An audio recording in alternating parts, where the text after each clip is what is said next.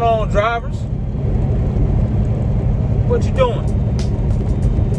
I hope you're making some money. Better be making some money. Yeah, you better be making some money. If you didn't know, it's Block Life Vlogs, aka the Truck and Block, back with another video. If you could, like, comment, and subscribe. It don't cost you a thing to hit the thumbs up, comment, or subscribe. Interact with me, man. I'll interact back. And if you dislike the video, hit the thumbs down. I can take those too. YouTube analytics, right? Anyway, I want to come on here and double down on the video I just posted. Now, in that video I just posted, I talked about a young man being fired for recording while driving, using his cellular device while driving, so on and so forth. But to jump into it real quick, before I made that video, I knew that he was going to be terminated. Before he even made the video of him saying he was terminated, I knew he was going to be terminated. I knew. Because I recorded that video a few days before he was even terminated. It just so happened I caught onto his channel because he's growing very fast. If you don't know who I'm talking about, Bobby Reach. Go on his YouTube channel, subscribe to his channel, interact with the bull, see what he's talking about. He's got a lot of information for you new drivers. Okay? But anyway, I didn't say his name last video. At least I don't think I remember I did. If I did, I did. If I didn't, I didn't. Maybe I didn't because I didn't want to, attach his name to it to make it seem like I'm trying to get some clout off of it. Because that's not what I'm doing. I just saw something and I knew ahead of time it was going to happen. And I wanted to say something about it. So when I made that video, I was assuming that he could see it in time. Or maybe he was going to change his mind about recording before he was terminated or delete the videos or whatever. And his friend from the same company said that he wouldn't delete the videos because it was honorable or some stuff like that. Hey man, preservation of you first. That's not being dishonorable if you're trying to preserve yourself, because that company did what they did to preserve yourself. Think about it. They fired both of you to keep their name right, to keep their integrity. So it wouldn't have hurt if you did that. Maybe somebody would have caught on to your channel. Plus, you spoke into existence. But anyway, back to Bobby Reach. I knew beforehand. And I also said in that last video that I made that your integrity means something out here on this road, because other companies are going to see what you're doing. And they're going to take what you're doing with that current company or previous company and apply it to their company and say, well, is he going to do that with us? And that's exactly what happened to Mr. Reach, man. Let me tell you what happened to this young man. If you didn't know, and you need to check his channel out, check out his lives too. He's a positive kid, man. He's smiling, he's staying positive. I don't know what his true feelings are when the camera's off, but he seems to me to be genuine and really want to share his experience. I always just think to myself that maybe he shouldn't share so much, because it's gonna nip him in the butt. You know what I'm saying? Like, I want to see him win, but that recording while operating a mega carrier's equipment, that's a no-go. But I knew when he was fired what was going to come along with that. That the next company was going to blackball him, or not take him. Not necessarily, let me not say blackball, but not take him because his DAC report or what was reported. On whatever report they're using. Because like he said in his live, or not his live, but his video, it's true, these companies use different providers of background checks. I don't know all the names. I mean, I've been hired at so many places, trucking and outside of trucking. All these big companies use a service, an outside service, like HireRight, that's one, to help them do background checks on people, especially drivers when you have a CDL. I knew when they did that, they were going to question it. Either they were going to question it and still take them, or say, no, you got to turn around. leaning more towards no, you got to turn around since how fresh and new it is. I knew that. And if I knew him personally, if I personally knew him or ran into him at a truck stop, and let's say I didn't see YouTube or nothing, he told me what was happening with him and Schneider, I would have told him the same thing. Honestly, I wouldn't have fronted with him. I would have been like, yeah, man, it's fresh. It's brand new. The company's going to look at that and probably try to turn you around, dude. That's exactly what happened today. He got sent home. Safety department said it's a no-go because you have a company policy violation on your DAC report. Same thing with driving accidents and all that. They can put it on your DAC report. They put everything on there. Matter of fact, to give you an example, I hit a cow when I was a student. Yes, I hit a cow when I was a student. It wasn't my fault, okay? I'll get to that in just a second.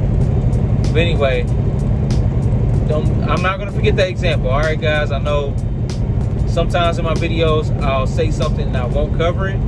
Just bear with me, all right? I'm doing the best I can. But anyway, they turned him around, man. And he's still being positive and all that. I commend that. That's what's up. And he said in his live after that, that there was a couple things lined up for him, maybe with some owner ops. That's a good option. Very good option. But I would say be careful even then. I ain't trying to be negative Nancy, but be careful even then. Because you might be dealing with an owner that's just desperate to put somebody in his seat. Okay? Keep that in mind. Or it might be the other way around. Make a lot of money, put out some good content, and grow their company and grow yourself as well towards your goal of being an owner op. Okay?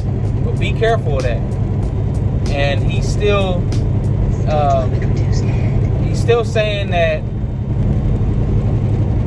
don't think I ain't gonna fight for that to be rubbed off my record and yada yada. I was thinking even then, like, man, don't even talk about them. Don't even bring them up on your videos. I know you're trying to be honest. You've already done that. You've already done it. It's out there. Think of it like PR, public relations. Think of it like PR. Be your own PR representative, man. You know, when things happen, it's best sometimes not to even talk about it or indulge in it. You see celebrities do it all the time. They'll make a statement and they'll leave that where it is. Bobby, that's where you leave it, man. Leave them in your past. I even told him that on a comment. Leave them in your past. Don't even think about them, man. Don't mention them. Don't give them no limelight. Give yourself the light. You were already honest. You told what you did. And if your supporters are real supporters, they already know what you did because they watched the whole video in its entirety. They know all the details. So you ain't got to explain it again or even reiterate what happened. Now, back to my little story. I'm going to get into that right now. Okay, so yes, I hit a cow. I was a student, just got on with USX. Well, I didn't just get on because you got to go through orientation. You got to prove that you can maneuver and all that other stuff, right? Oh, I got it wrong. I'm tripping. That's when you're a first seat driver. When you go through orientation as a new guy, you don't touch any trucks until you actually get put on a trainer's truck. It took me a minute to get on a trainer's truck. Anyway, I'm not going to go through that story. That is for my older videos. You want to check out the orientation process, everything I detailed in there. It's no cap. It's real. It's good to listen to. If you're a new driver and you're about to get on with USX, go watch my old videos that are titled for that. Anyway, I get with my trainer, Haven Melton. Shout out Haven. That's my bro, man. That's one of my best friends. Probably my only best friend. We still are in communication to this day. Start off my trainer, we end up becoming friends I say about a week in his truck. Like, we were cool, we were tight, like, we good.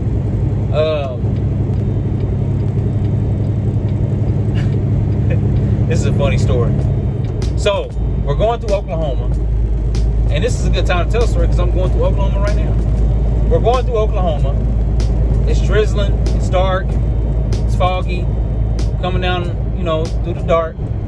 I can't remember exactly what highway right now because it was so long ago. We're going down the highway, a major interstate, and it's doing these things. It's drizzling. It's foggy. The road's wet.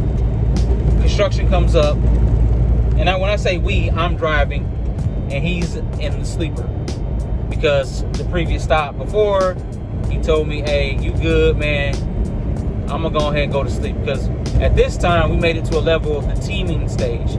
I've already like done the, him sitting in the seat next to me for a certain amount of hours and making sure we're only working off one log, and that's his, me as trainee under his training log on the USX tablet. The way they got it set up there is you train under, you drive under your trainer's log. It's the way they do it until you get to the teaming part. Then you get your separate log and you guys straight up team. Like you drive, then they drive, and you take your breaks in between whoever's driving. This is that type of scenario. I'm going down the road, he's in the back. I approach construction. They got like 10 miles of highway cut off. And if you're a trucker, man, you know about Oklahoma, man. They cut off giant chunks of the highway all the time. It's annoying. This particular night, they did that. So I had to make a detour down a 2-lane road that looked like it was freshly paved. By the way, it was freshly paved, but it was wobbly with no shoulders. It's raining or drizzling, fog out, and completely dark. There's no street lights, none of that, unless you're going through a small town. It was like a series of small towns too in this place. So I approach an intersection that had like a farm on the corner, like a farm entrance on the corner, and had a patch of gravel. And on that patch of gravel, I decided to pull over and get my GPS correct to find out where this truck stop was that I was going to, because prior to this, I only had 2 hours left. And at this time, I had like an hour and 50 minutes. So I said, let me pull over right here, man. He peeped his head out for a second. Trainer peeped his head out for a second. You all right? Yeah, man, I'm just, looking at the map, make sure we straight. Oh, okay. So he go back and lay down. 10 minutes into it, I decide, you know what? I'm not even gonna worry about doing my break at this truck stop. I'll just stay right here. It's only 20 more minutes. Like, it's a dark 2-lane road. There's barely any cars on it. Like, I only passed like a couple cars coming this way. I'm just gonna stay right here. And I'm pretty sure the farmer knocked out anyway. So I sit there long enough for my break to complete. As soon as the break over, I turn my hazards off, blinker on, get back onto the highway. But it's 2-lane highway in the middle of nowhere. I continue down the road. Now this road is doing this, and it's wobbly, drizzling, fog, completely dark. Only except when you go through little towns. It was like a series of little towns you go through. I'm approaching another little town. Some miles down the road, I see the 4-way flashers. From the, because they got the little street light that's like hanging by wires above it. You can see the 4-way. I can see that. And I also see there's a series of another like construction lights. So I slow down. And when I do that, I pass a sign that says 55 as, the speed limit. Cool. I'm already doing 50. Cool, whatever. I keep cruising. Now, I come up over a hill. I see the 4-way flashes, but when it flashes, I see a shadow of an animal. Don't know what kind of animal just yet. I know it's an animal. I come up over that last hill. It's a cow standing in the middle of the road. Now, this is how quickly I thought. This is how quick my reflexes are. I thought to myself, we're in a 2014 Freightliner. There's no shoulder. We're 78,000 pounds. If I swerve, we're crashing, jackknifing, going off the road, crashing, going into that farm over here, that farmland over there. We're gonna be in the middle road. We're gonna be messed up. We're gonna be stranded. Like if I do anything evasive, totally evasive. I ain't gonna say evasive. I'm gonna say totally evasive, because I did some evasive. Then we're crashing. If I hit them head on, the radiator might get damaged, and then we're stuck anyway in the middle of podunk nowhere with no shoulder to pull off on. And another car might come over the hill and crash into us. I thought all this that quick. So then I said, all right, I'm gonna veer over. Not swerve, but I'm just let the truck slightly veer over to where maybe it'll just clip the light and damage the fender a little bit or something. It's a cow. I'm thinking it's gonna, it's gonna do some damage. Boom! Hit the cow. Trainer wakes up, puts his head out the curtains. What the hell was that? Hit a cow. He was like, oh. Hey, no cap. All he said was, oh. He put on his slides, threw on a jacket. He was like, he back there? I said, yeah. He said, you hit him on this side? Yo. You didn't hit the front of him, did you? Nah. So, we climb out the truck. We assess the damage in the front.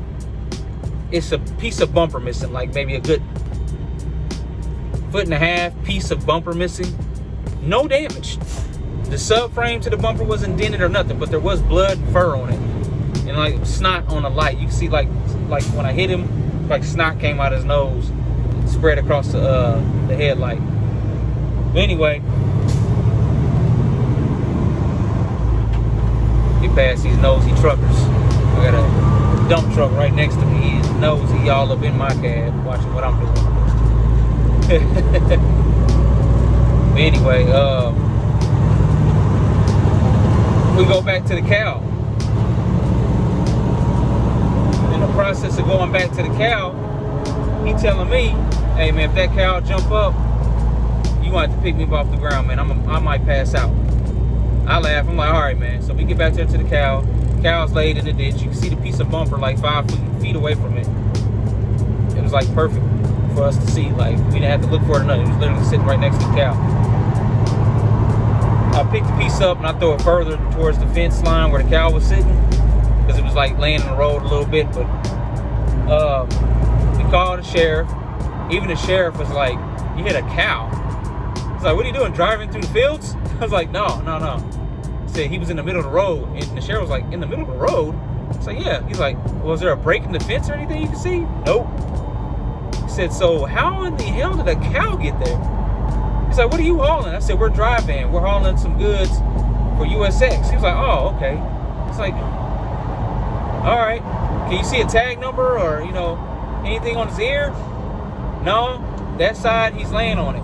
And I knew that because it was in the ear. It was in the, the left-hand ear. It was facing me when I hit him. And I knew that when he was laying on this side, his nose and face was facing this way. He was laying on that side. He was like, well, can you move him a little bit to see? I said, nah, man, I ain't touching no cow right now.